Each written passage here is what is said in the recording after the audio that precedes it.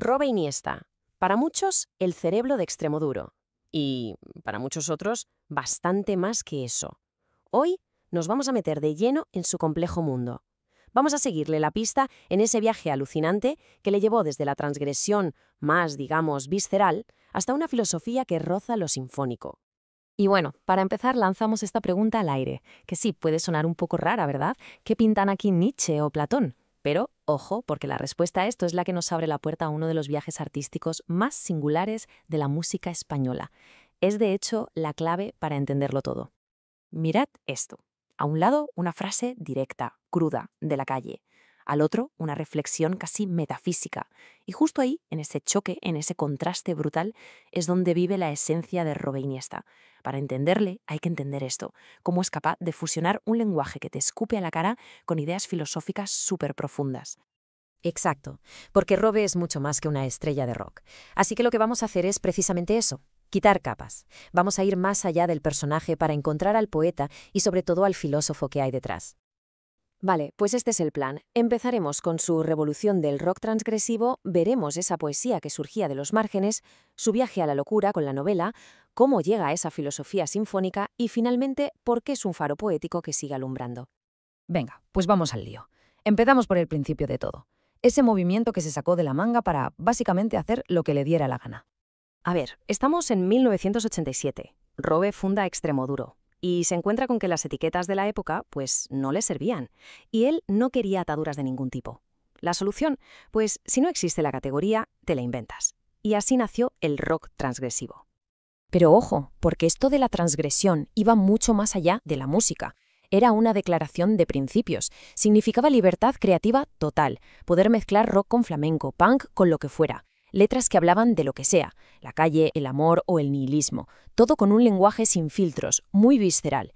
En definitiva, no pedirle permiso a nadie para crear. Y esta frase de la ley innata lo resume que te mueres de bien, maestro de la contradicción, experto en romper lo prohibido. Es que no se puede definir mejor ese espíritu de sus inicios, un desafío constante a la autoridad y a todo lo que se suponía que debía ser. Vale, hasta aquí tenemos el ruido, la furia, la transgresión. Pero, y esto es clave, debajo de toda esa capa de caos, siempre hubo una estructura poética súper sofisticada. Aquí está la genialidad de Robe. Cogía un lenguaje que parecía sacado de una pelea de bar y lo mezclaba con imágenes poéticas de una profundidad increíble.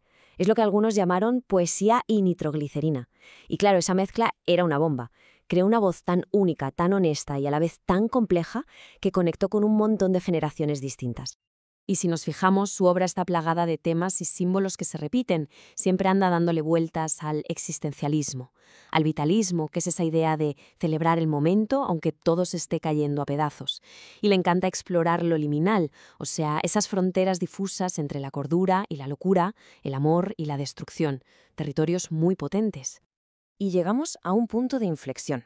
Un momento en el que Robe aparca la música para explorar todas estas ideas, pero en un formato totalmente distinto. Estamos en 2009. Por lo visto, andaba en un bache creativo y de repente, ¡pum!, publica una novela. Y esto no fue una anécdota, ¿eh? Fue un paso súper importante en su evolución. Le sirvió para soltarse, para trabajar la narrativa sin las ataduras de una canción. Un puente, vaya, entre lo que había hecho y lo que vendría después. ¿Y qué pasó con el libro? Pues hubo de todo. Por un lado, sus seguidores de siempre fliparon, decían, es puro Robe. Pero por otro, a mucha gente la historia se le hizo pesada, lenta. Esto dejó una cosa clara.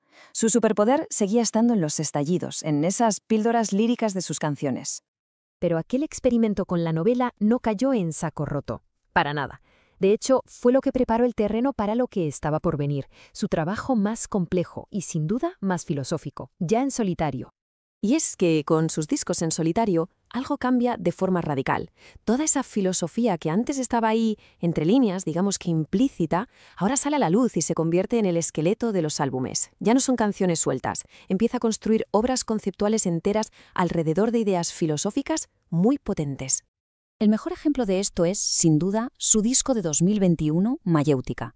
El nombre ya es toda una declaración de intenciones. Es una referencia clarísima al método de Sócrates, la mayéutica, que no es otra cosa que el arte de ayudar a parir ideas, la idea de que la verdad está dentro de uno y solo hay que sacarla a través del diálogo.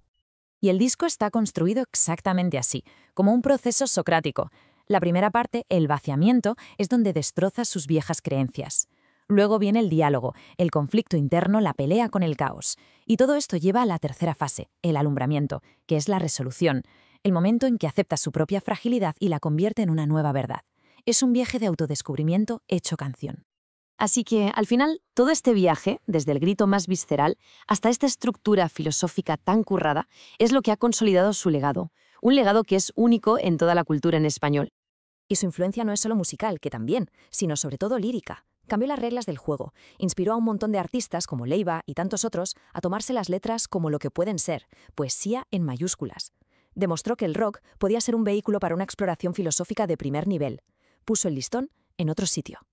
Y creo que nadie lo resume mejor que otro grande, Andrés Calamaro, cuando dijo esto: el faro poético del rock en este idioma.